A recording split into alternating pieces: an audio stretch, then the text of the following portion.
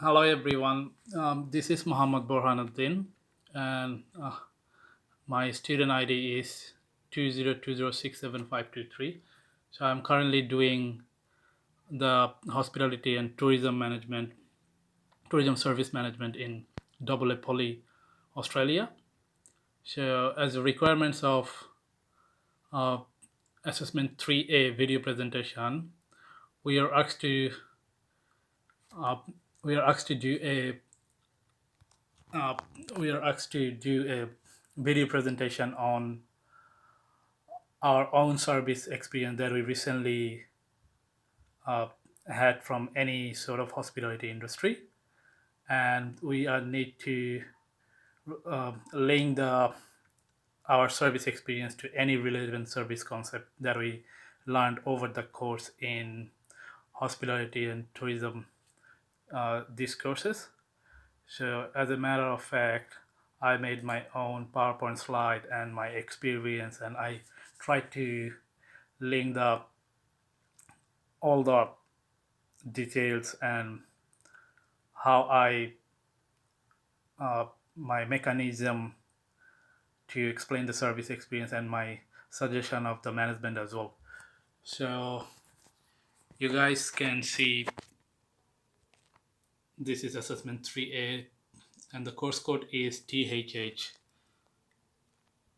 2113 Hospitality and Tourism Service Management. Teacher is Alex Kuznetsov. And Thursday 11 p.m. 12 a.m. and the student Muhammad, as I said, Mohammad Borhan Din, and student ID is 20206753. So, so the few weeks back, I went to the Bangalore 8 restaurant, which located in Darling Harbour, and to have my lunch with my 5 years old son. And my son was very delighted. My son was very delighted because they have a play zone in there, and Bangalore 8 is a play, play zone in there for kids. And Bangalore 8 is a restaurant. It's not a fine dining, but it's a mid range dining facilities. So the in there, the supervisor welcomed us and managed us a table that next to the place, and which was very excellent. And then one of the server came to us and take the orders. I ordered for me 250-gram drumsticks, and for my kids, I was because he loves the fish and chips. So there's only one meal available for the kids, and that was fish and chips. And so I ordered it, but eventually I noticed that the fish and chips is like beer better. So I'm Muslim, and that's why due to the religious restriction, we can't consume the alcohol.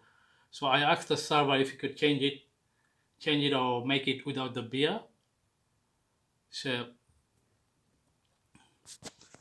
then the server was a little bit confused about it, and he said like it was probably not possible. But when we were when we were conversating with the server, then there's another server. He just noticed and jumped in the conversation, and they said like, "Is there anything I can help you with?" And then I explained him with the situations, and then he said like, "Let me take care of it, sir. I need to talk with the chef, and then I'll come back and uh, I'll let you know that it is possible or not." So after a few minutes, he comes back and he said like he talked to the chef, and chef will make it without beer, so we don't have to worry about it. Enjoy our meal. So that was really fantastic, eh? So, and I really feel satisfied about the service. And due to the course, then my experience, if I link it to the service concept, so I can uh, through my whole learning to the hospitality and tourism management, I can link it. I mean, that was visible to me to service quality, and that is service empowerment and service leadership. The service environment, I mean, I can see certain few things to the server who jumped in later on during according to the situation. I can see some certain attributes to him which definitely definitely shows the service empowerment of the restaurant.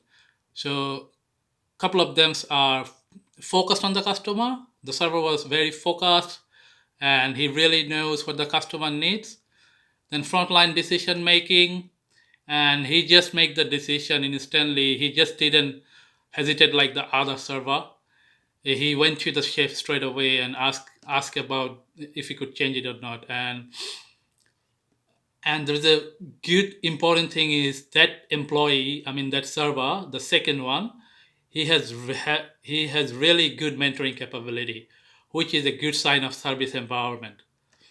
So he mentored himself to the situations and then he come back with the decisions. And the thing is really obvious and he received positive reinforcement, which the first server he couldn't. And the second server comes in and he really did some positive enforcement, which is a very important part of service empowerment. And then if we talk about the service leadership, I see many things into the server that could directly lead me to the service leadership. So one is empathy. The empathy is like recognize and understand feelings of the customers, and that was absolutely it. And I really see some empathy to him. And awareness, he was really aware about what's going on in the industry, what's going on between the customers and other employees. And conceptualization, he really have a good concept the own concept. He improvised it and he put it in the customer relations, and which is really excellent. And persuasive, like he has really got the influence. So influence in the opinions and the actions as well. So he really solved the problems of that time. Otherwise, I would be very upset and I'll never go to the restaurant again. So for me, if I want to suggest something to the management recommendation for like for service empowerment, they can explain stuff about their responsibility. They can give them authority according to their responsibility. Like they can train people to meet the expected set of standard. It depends vary to company to company, and they recognize them for their achievement. Definitely, it is very important. If you appreciate them, that's gonna come out with a good result. And the last thing is they have to trust them and treat them with the dignity and respect. And if you go to the service, if I want to suggest about service empowerment, and like a so service empower, to the service leadership, my managerial recommendation is like work with the stuff like a ally. You have to work like a group. You have to empower each other like this, and then make time for the stuff. You have to give time. You have to understand what the staff is trying to say and what is problem and etc. And provide them plenty of feedback, like inspire them, tell them you're doing good, like this. Support them, especially when they make mistakes. Like if any staff make mistake, don't make them upset. Like appreciate them, like it happens, it's really happens, it doesn't matter, next time it'll not be a mistake, like this. And see the right and good set the right and good example. It is definitely important, because if you set a right and good example, all the employees and staffs will follow that, right? And that's it. Thank you so much for listening my video presentation. And this is me again, Mohammad Borhan, and my ID is 20206752 Thank you so much for now.